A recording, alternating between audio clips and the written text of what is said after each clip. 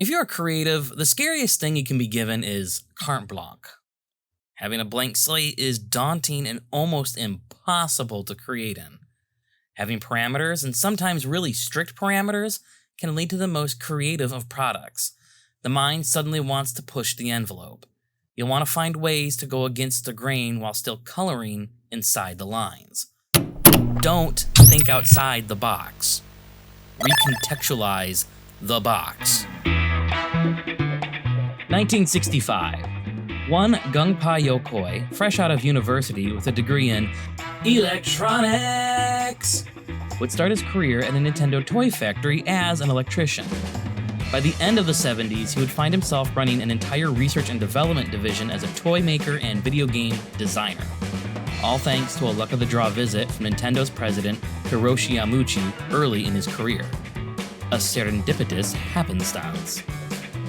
Yokoi's hits included the Ultra Hand, the Love Tester, and the Game & Watch series.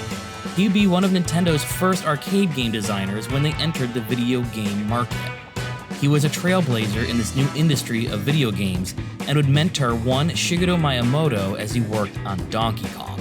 In 1981, Yokoi's team released the first Game & Watch handhelds. Other handheld games of the time used LEDs. The Game & Watches used a pre-printed liquid crystal display, the same technology used in calculators. This was widely available tech. Casio and Sharp were fiercely competing with each other in the calculator space, making supply plentiful and affordable. LCDs were cheap as butt, yo. It was successful. Game & Watch imitations would abound. From this, Yokoi coined a personal development philosophy: lateral thinking with withered technology.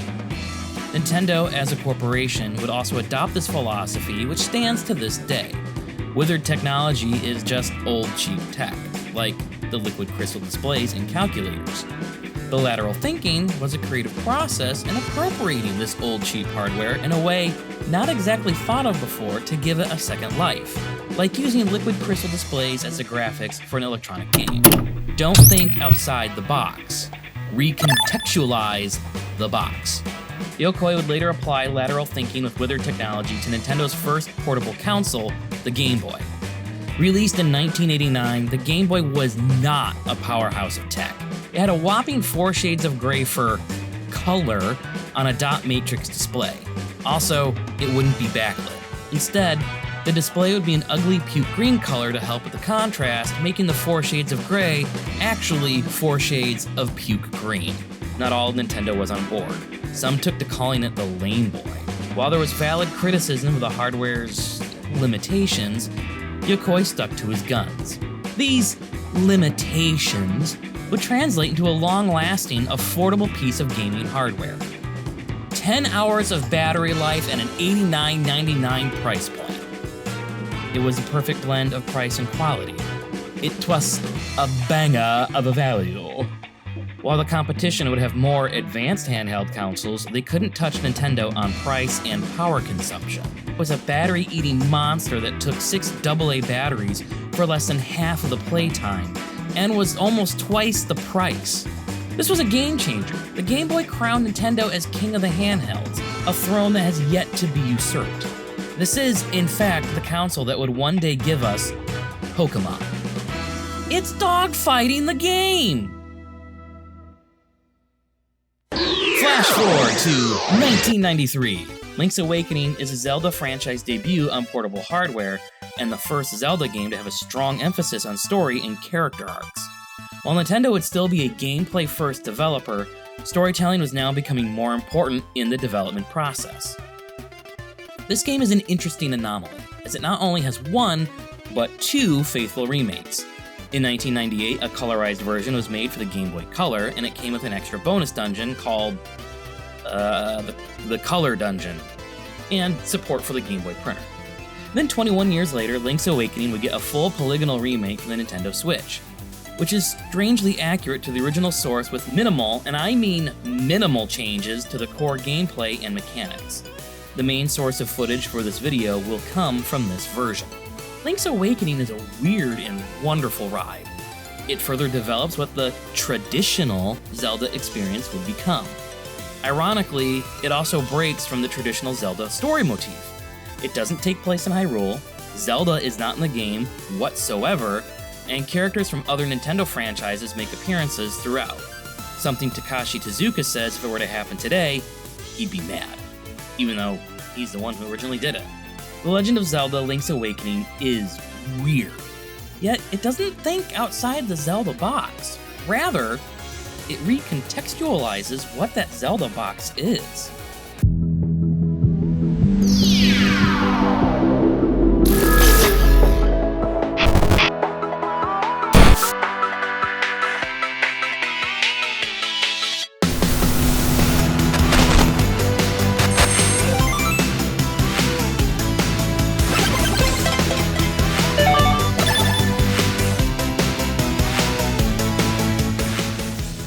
After the completion of A Link to the Past, Nintendo programmer Kazuyaki Morita had gotten his hands on a Game Boy development kit.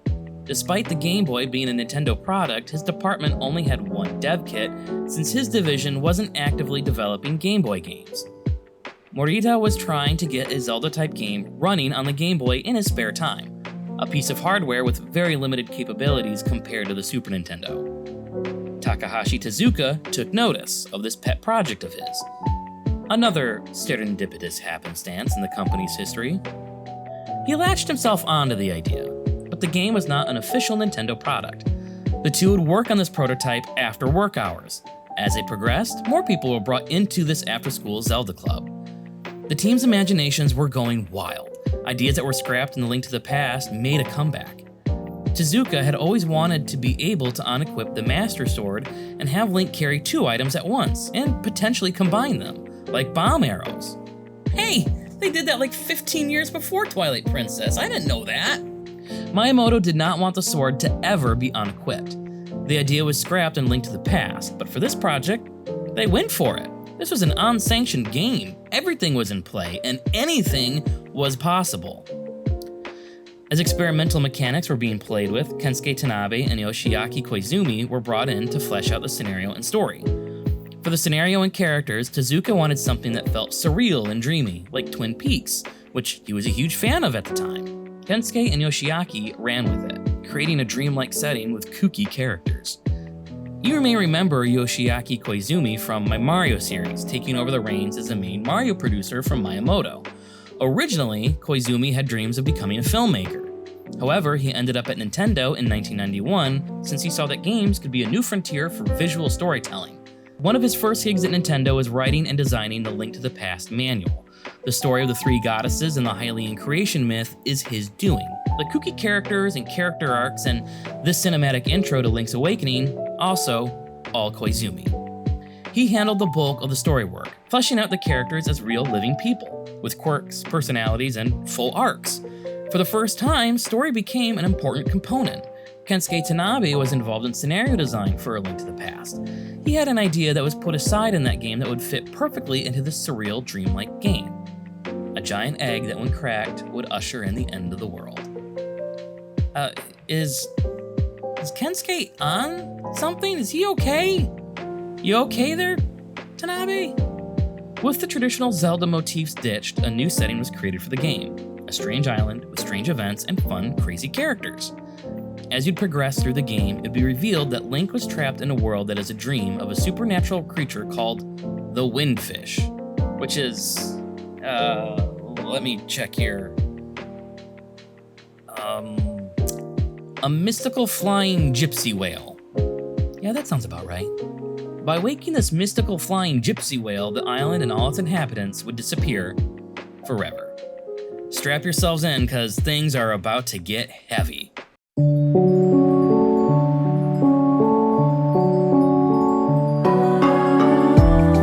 Link's Awakening begins with Link getting shipwrecked and stranded on an island called Koholint. As Link progresses in his journey, he discovers that the island isn't real, but a world dreamt up by this magical flying gypsy whale.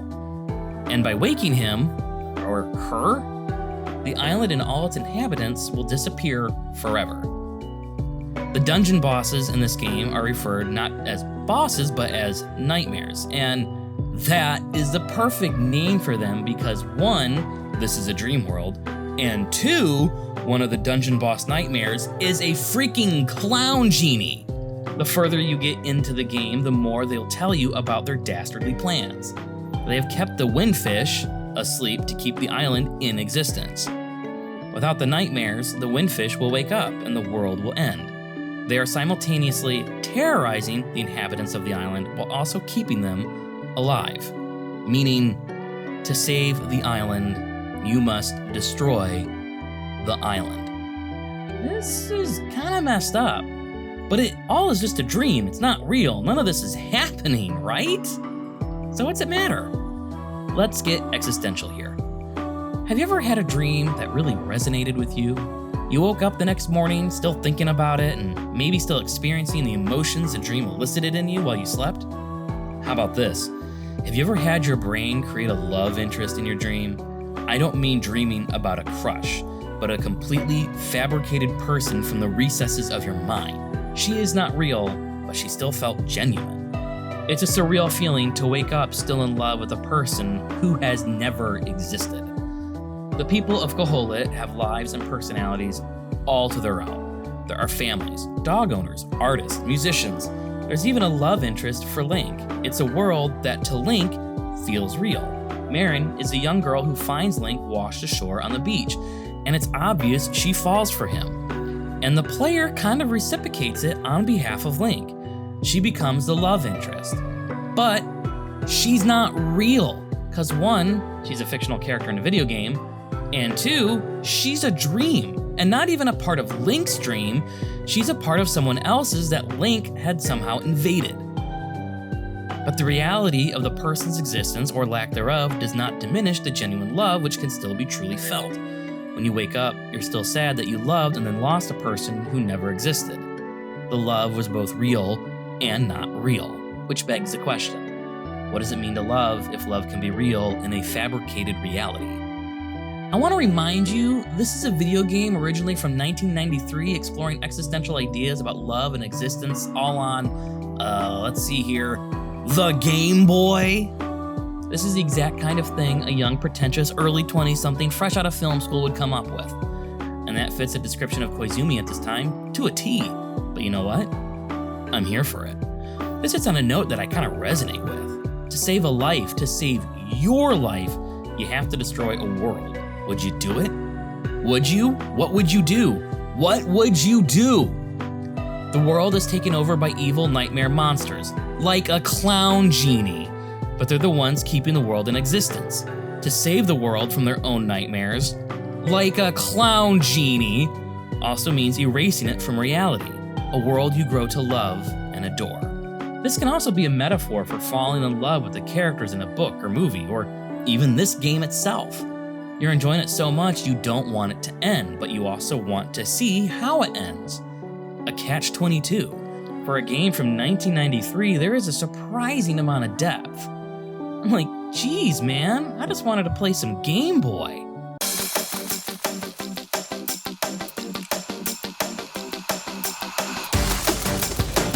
Let's get into something a little less heavy and a little more fun. A Link to the Past was a complete overhaul of the Zelda format compared to the original Zelda on the NES. Link's Awakening isn't a radical departure from what A Link to the Past established. Considering this game started as a direct port of A Link to the Past, this isn't surprising. At the same time, though, it is a vastly different design approach compared to the SNES title. Dungeon puzzles and ideas aren't vastly different, they're just more refined. It's how the items are presented that is recontextualized. They aren't just the big secret item to be found in the big chest that may or may not be prudent to complete the dungeon. Instead, each item in each dungeon becomes a key in solving the dungeon.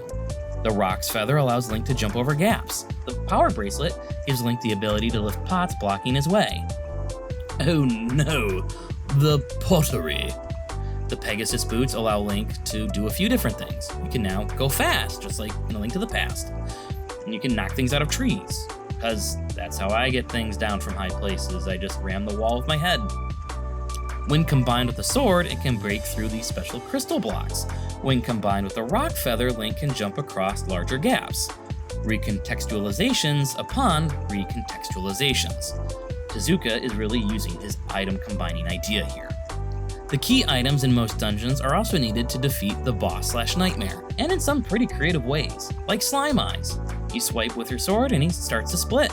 And then you use the dash from the Pegasus boots to rend him in two. Or Slimiel. What's the deal with Slime here? You use the hook shot to snatch him out of his cave so you can whack him with your sword. These recontextualizations don't just stop with the dungeon design. It's applied to the overworld as well. Now the game acts like a Metroidvania 1 year before Super Metroid would really define the structure of that formula. At the very start of the game, you can only explore the village and a small part of the beach, which is a hazard if you have no sword and no shield. But talk to Taryn in the house you woke up in, and you'll get your shield. Now you can push these urchins and explore a little more of the beach at Taranobo Shores to get your sword. Once you have your sword, you can explore the mysterious forest and part of Koholett Prairie to get to the mushroom and the magic powder. With the magic powder, you can turn the raccoon back to Taryn, get the tail cavern key, and explore up to Gamponga Swamp if you want to. Once you get the Roc's Feather from the Tail Cave, you can now explore more of Koholett Prairie, Tabal Wasteland, the cemetery, and this area west of Gamponga Swamp.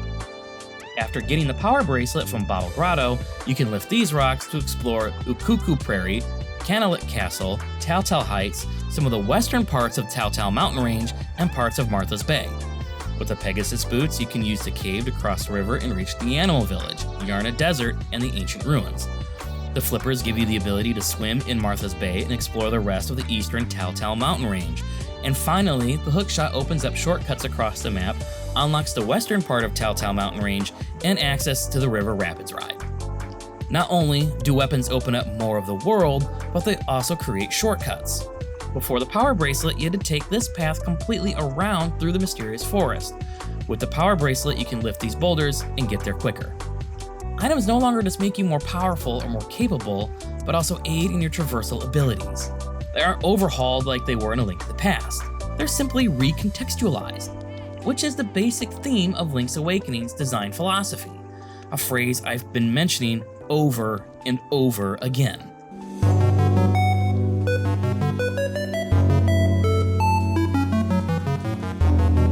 Tezuka called this game a Zelda parody, which is interesting because he was also the director for A Link to the Past, so he kind of made a parody of his own game. Because he viewed it as a parody, he felt more freedom to rethink what makes a Zelda game a Zelda game. He could recontextualize the Zelda tropes within themselves. So they took a lot of liberties in designing this game in both mechanics and, motif, I guess, which could have gotten them into some serious trouble. Another tangential aside, I want to take a moment to talk about brand and intellectual property rights. Characters from other Nintendo games make appearances in Link's Awakening. Mario, Luigi, a Yoshi doll, a picture of Princess Peach. They're all here. If this were to have happened today, Takahashi Tezuka admitted he would be mad, even though he himself did it 30 years ago. The reason he'd be mad, and I'm just spitballing here, is probably because he has a better understanding of brand. Let me explain brand. Brand is how a company relates to the consumer. Let's take Jif Peanut Butter. When I think of Jif, I think of peanut butter sandwiches and school lunches. I think of mom. Jif is family and childhood. Now let's think of Mario. When you think of Mario, you're thinking of a type of game you're going to get. The tone, the motif, the mechanics. You have a preconceived idea of what to expect from a Mario game. And that tone, motif, and mechanics are very different than what you'd expect from a Zelda game. This early on in each of the franchise's histories, you may not want to be mixing the two in this fashion. It could dilute the brand and cause brand confusion! Meaning you now don't know what makes Mario Mario or what makes Zelda Zelda. But their mentality at this time was, it's for the Game Boy, who cares? As if this game was lesser than because of that. Mario isn't the only character to appear. You have Wart from Super Mario 2, Richard from a Japanese-only game, The Frog for Whom the Bell Tolls, Kirby from Kirby, and Dr. Wright from SimCity. This is where it gets interesting with intellectual property rights. Mario, Zelda, Donkey Kong are IP owned by Nintendo. They aren't likely to let Sony or Microsoft use them for a game on their platforms. Kirby is currently jointly owned by Nintendo and HAL Laboratories. HAL is not owned by Nintendo. They are their own independent studio that acts as a second-party developer making games exclusively for Nintendo. In 1993, they owned Kirby. I don't believe Nintendo shared in any of those rights at that time, because Tezuka specifically mentions he doesn't remember getting permission to put Kirby in his game for the Game Boy. He did it because, who cares, it's just a Game Boy game. That's not how IP law works. Lawyers care. But I wouldn't consider that their greatest transgression. At least Kirby was considered an original Nintendo character. Dr. Wright, on the other hand, may be a bigger deal here. Dr. Wright is a Nintendo-exclusive character from the SNES launch title SimCity. He was based off of a real person. SimCity game designer Will Wright, who would go on to make The Sims.